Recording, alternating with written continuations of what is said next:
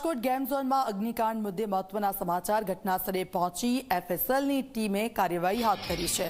સ્થળ પરથી સેમ્પલ લઈને તપાસ કરાશે. આગમાં સંપૂર્ણ બળી જવાના કારણે થયા છે લોકોના મોત. 4 કફનમાં માનવ અવશેષો એકત્રિત કરીને ડીએનએ તપાસમાં મોકલાશે. તો ડીએનએ તપાસમાં મોકલવામાં આવશે. ઘટનાસ્થળે એફએસએલની ટીમ પહોંચી છે. સ્થળ પરથી સેમ્પલ લઈને તપાસ કરવામાં આવશે. તો ઘટના સ્થળે એફએસએલની ટીમ છે, કાર્યવાહી હાથ ધરી રહી છે. આગમાં સંપૂર્ણ બળી જવાને કારણે 4 કફનમાં માનવ અવશેષો એકત્રિત કરીને ડીએનએ તપાસ માટે મોકલવામાં આવશે. તો આપ જુઓ, એફએસએલની ટીમ છે, ઘટના સ્થળે પહોંચી છે જ્યાં આગ લાગી હતી અને હવે ત્યાંથી અવશેષો લેવામાં આવશે કારણ કે મૃતદેહોની ઓળખ થઈ શકી નથી. સંપૂર્ણપણે સળગેલી હાલતમાં હતા એ મૃતદેહો.